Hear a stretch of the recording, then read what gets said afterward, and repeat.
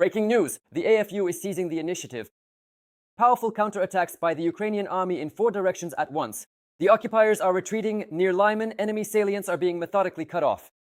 For the Russians, it's a catastrophic scenario, Kupyansk 2.0. How our warriors are liberating settlements and breaking into the enemy's defense up to 8 kilometers deep. While the Russian front is bursting at the seams, Ukrainian drones are totally burning out the Russian economy.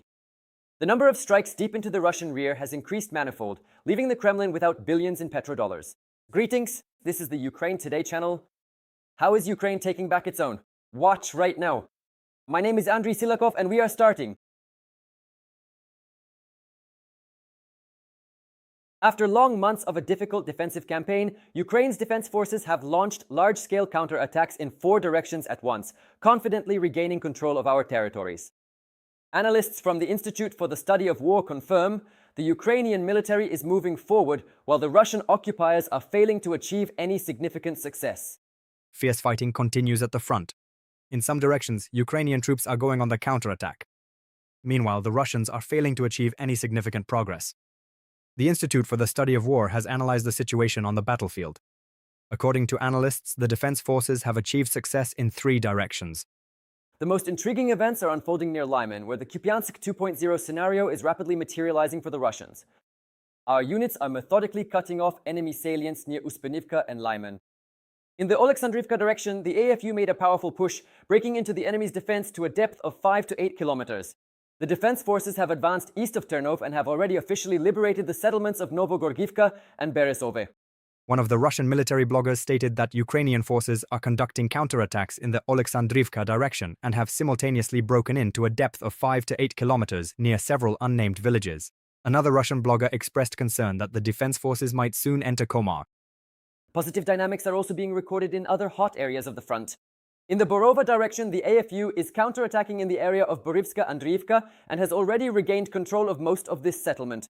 A source linked to the Russian West grouping stated on June 14th that the defense forces are counterattacking near Borovsk Andriivka, northeast of Borovsk, and have regained control of most of the settlement. Near Slavyansk, our warriors gave a tough rebuff to the advancing Russian forces and have reliably established themselves in the northeastern part of Aleksandrovsk, right where the occupiers had previously overconfidently claimed full control.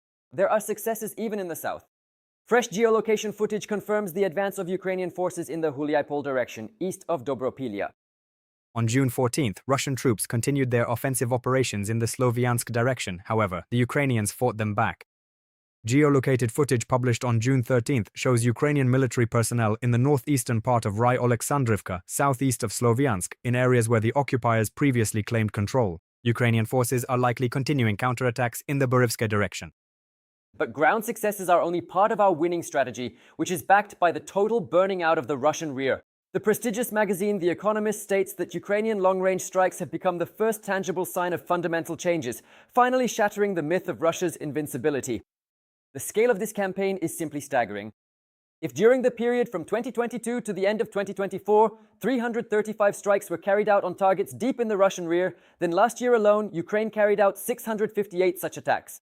And this year, that figure could exceed 800. Based on data from open sources and reports from monitoring organizations, The Economist has compiled a list of 6,351 Russian strategic sites located at least 100 kilometers from the border.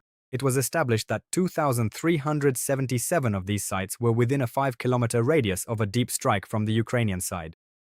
For comparison, in 2022, there were only 32 such sites. Our double strike tactic against the Russian economy works flawlessly and is driving the aggressor into a financial dead end. Ukraine is targeting the most complex and expensive secondary units of oil refineries, forcing the Kremlin to spend colossal sums on emergency restoration. Since the first quarter of 2024 alone, the volume of lending to Russian oil companies for refinery repairs has soared by $22 billion. Secondly, when attacking refineries, Ukraine more often hits the most complex so-called secondary units, which process base fuel into high-octane gasoline and diesel fuel. The result of these deep sanctions can no longer be hidden behind the Kremlin's dry propaganda statistics. The Economist's model shows a very sharp drop in Russia's revenue from fossil fuel exports. In the first 4 months of this year, the gap between actual income and expected profit reached a catastrophic 34%.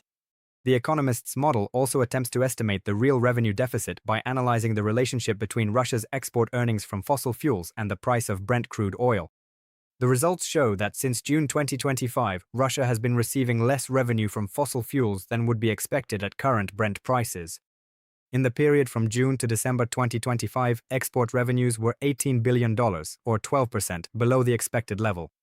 In the first 4 months of 2026, this gap has already reached 34%.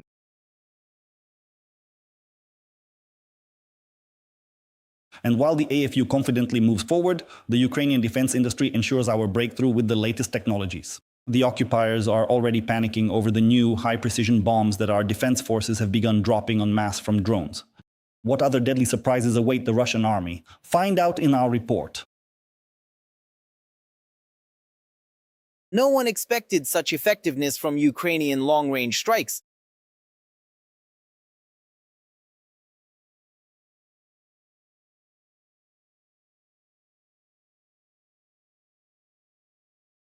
Meanwhile, the military assures that the Russians haven't yet fully felt what the AFU is capable of, but that will change within a couple of months.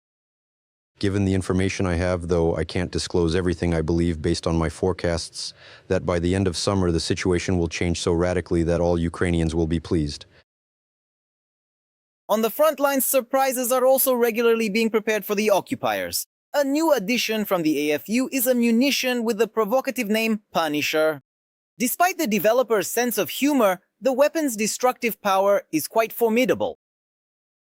This is a very heavy munition, featuring all the key characteristics you would expect from a bunker buster: substantial mass, along with a specially designed reinforced tip. And it features a thermobaric warhead. What's that for? It's for eliminating personnel from inside a dugout. So, it hits the dugout. There's a delayed fuse, meaning it doesn't explode immediately. It falls inside, then explodes, and because this all happens internally, it's essentially guaranteed to eliminate all personnel who were inside at that moment. Analysts claim it solves a common problem on the front, the burrows and dugouts that the Russians have learned to dig like real moles. Now these shelters are no longer effective. Now dugouts are a serious problem because if the enemy digs in, you have to root them out somehow. And you don't always want to use expensive munitions for that. If a dugout only holds 2 people, for instance, it's a waste of a bomb. It's better to use a drone like this. And you don't even have to sacrifice the drone itself. The UAV carrying that same Punisher on its rack flies to the target, followed by the drop and explosion. The munition is designed to pierce the shelter's roof, partly through its own mass, which is enhanced by a sharpened tip. It pierces the ceiling, the basement entrance, or the dugout, and then detonates inside once it has reached the interior. Additionally, I believe the fuse delay allows the carrier drone to move to a safe distance, as the powerful explosion could otherwise damage the drone itself. By the way, the Punisher is far from the only budget-friendly tool for dealing with enemy shelters.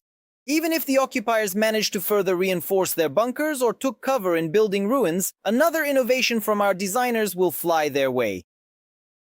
Right now, there's this new drone that has appeared. It's called the Behemoth.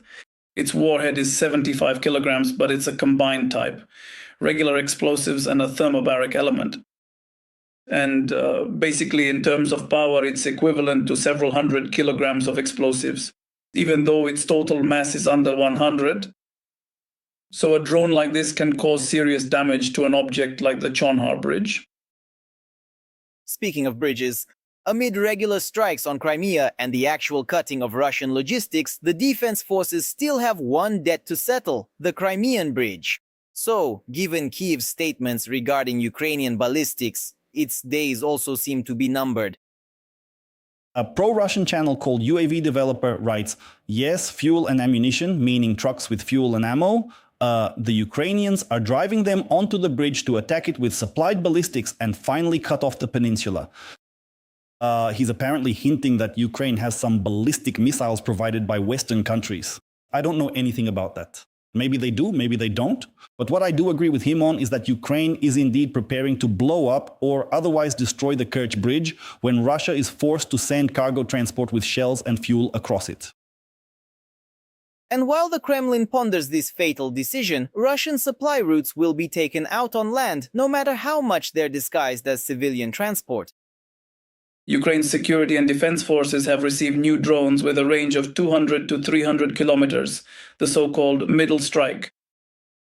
They can now strike throughout this entire corridor, which was captured back in the year 2022, specifically on the coast of the Sea of Azov.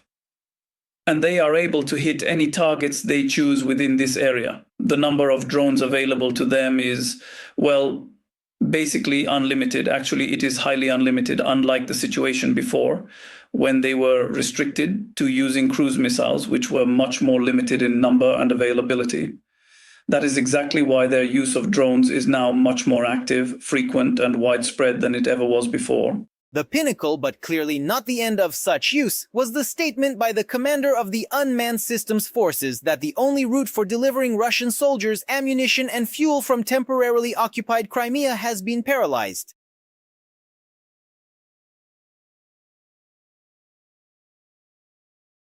In parallel with this, a historical window of opportunity is opening for our victory. Former US Special Envoy Keith Kellogg openly admits it's even for the best that the Trump administration got distracted by the conflict with Iran and temporarily stopped interfering in Kiev's affairs. How Ukraine and a united Europe are currently using this carte blanche to pressure the Kremlin and end the war strictly on our terms is explained in this report. Until recently, the main question was this: will Donald Trump be able to stop the war quickly? But now this scenario looks different. The negotiation process has stalled, and Ukraine is betting on a different approach. First, strengthen its positions, and only then sit down at the negotiating table. We are also preparing for very important summer summits: the EU summit, the Group of Seven summit, and the NATO summit. Each of these platforms must be productive for Ukraine. Ukraine is preparing a so-called double offensive simultaneously on the battlefield and in diplomacy. One of the directions is military.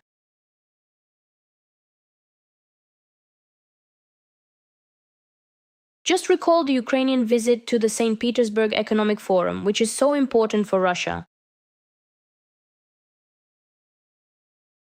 Ukraine is increasing long-range strikes and the production of medium-range drones. One of the plans is to create a so-called logistical lockdown of Crimea to complicate the supply of the Russian grouping. Preemptive strikes are being made to stabilize the front line and, moreover, to seize the tactical initiative. And accordingly, if the Russian Federation is unable to perform even tactical level tasks, namely control over the individual Donetsk region, not to mention accordingly the Zaporizhzhia regions, then the positions of the Russian side at the negotiating table will be very shaky. But in parallel, Ukraine is leading a second front, a diplomatic one. Zelensky calls on partners to get more actively involved and jointly pressure Moscow. The symbol of this diplomatic campaign was also an appeal to Putin in the form of an open letter. In Kyiv, they didn't expect Moscow to agree to end the war this summer, but the calculation was for a different moment. This is already a seizure of the diplomatic initiative and effectively mirroring the tactics of the Russian dictator himself, that is, playing to raise the stakes. This time the Ukrainian side is raising the stakes to the maximum. That is, it effectively makes it clear that it considers diplomatic efforts at the moment the war ends, but the priority is primarily the military component at the moment of bleeding the Russian economy and, accordingly, inflicting maximum defeat. Another element of this strategy is working with Europe. Ukraine wants European countries to be not just observers, but full participants in the future process. Every bit of positive news from the EU confirms that Ukraine is moving in the right direction and that our partners are with us, with Ukraine. We are preparing meetings with some of our most influential partners in Europe. We are counting on good, strong decisions, and this is important. The statement by Keith Kellogg is also telling. He believes that although negotiations between Ukraine, Russia, and the US have stalled, there is nothing wrong with that, and even the opposite. Apparently, Kellogg meant that Ukraine's position at the moment has seriously improved, specifically in the military component in the negotiation process. The Russian Federation has effectively been deprived of those so-called trump cards, namely the change in the situation on the line of contact, plus the most serious problems with the Russian economy. But in the Ukrainian strategy, a specific time frame is mentioned, October-November. It is this period that is called a window of opportunity for negotiations. It is by this time that several factors may coincide at once: the situation at the front, increased military pressure, and the international political context. We are talking about elections both in the Russian Federation and, accordingly, the midterm elections in the United States. Accordingly, both the Ukrainian and the Russian side understand that the United States will put maximum pressure on both the Russian Federation and Ukraine at the moment of signing the so-called peace negotiations. That is, the United States needs to show real successes on the international stage. Ukraine is simultaneously intensifying strikes on Russian logistics, increasing military capabilities, and conducting active diplomatic pressure. But what is the ultimate goal of this combination? Is this an attempt to actually persuade Russia to negotiate? All these actions of the Ukrainian political leadership and, accordingly, the Ukrainian military leadership are primarily aimed at neutralizing the Russian plan for possible territorial concessions from Ukraine, that is, control over the entire territory of the Donetsk region. Therefore, it is no coincidence that the assessment is that the position of the Ukrainian side in the negotiation process by autumn, or even by summer, by the end of summer, could seriously strengthen. Previously, much was linked only to the US, but now Ukraine is acting together with Europe, increasing the pressure. And the main shift is that the initiative is gradually moving away from Russia. Ukraine is trying to create such conditions under which Putin will have less and less room for maneuver.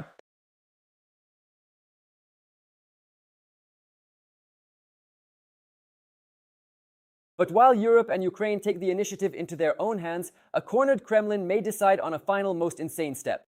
Bloomberg warns that Putin is capable of launching an attack on Estonia to finally discredit NATO and prove to the old world that Trump and the United States will no longer come to their aid. What are the real risks of a new war starting on the Baltic flank? Watch more.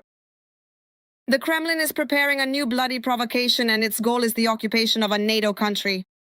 Putin will do this to hide his failures in the war. After all, Ukraine has seized the initiative at the front, and the occupiers are suffering defeat after defeat.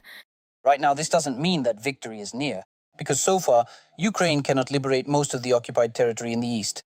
Putin is still set on further dismemberment and political neutralization of the country, but if Kiev continues to exhaust Putin's armies and destroy the Russian economy until the end of this year, then perhaps this will exhaust Putin's willingness to accept such exorbitant losses.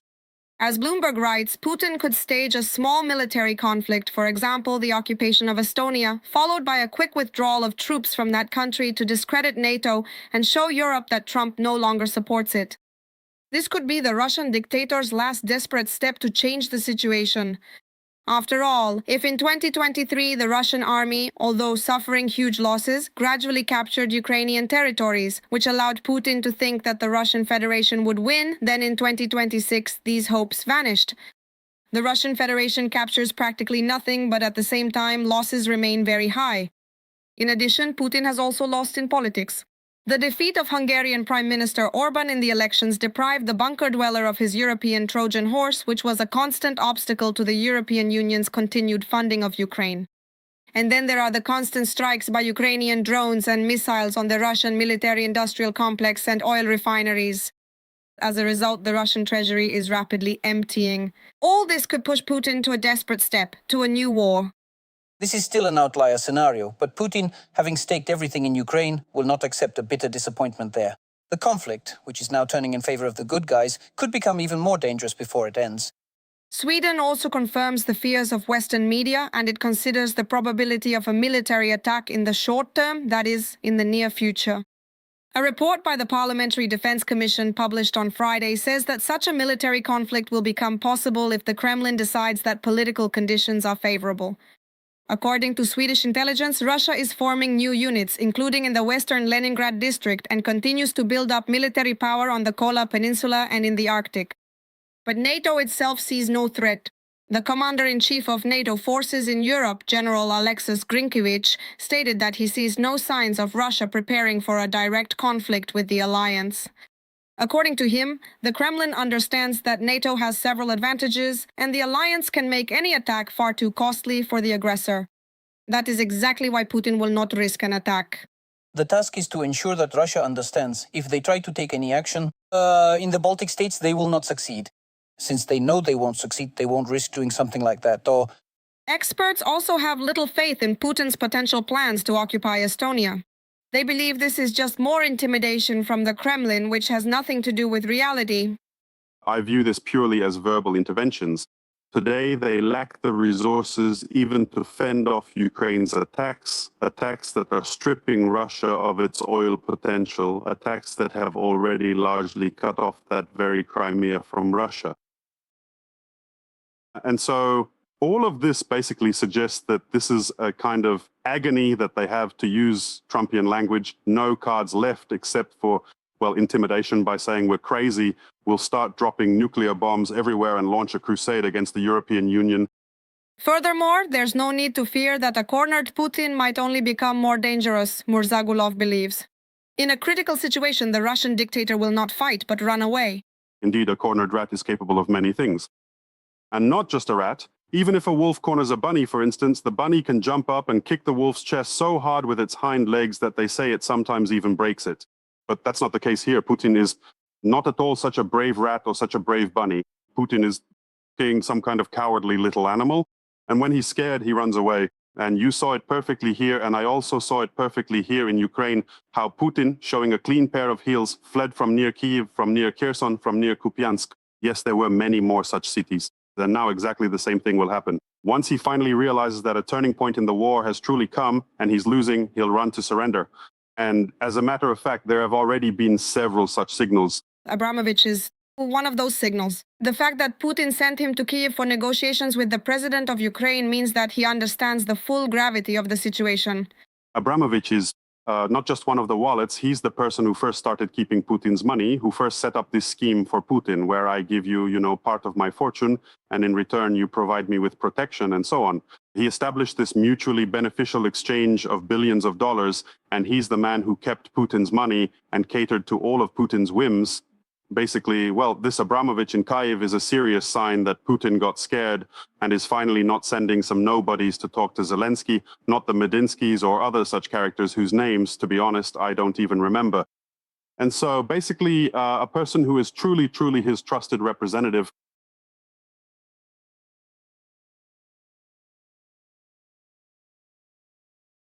And what do you think about these events? Share your thoughts in the comments, leave a like, and stay up to date with the latest. More to come!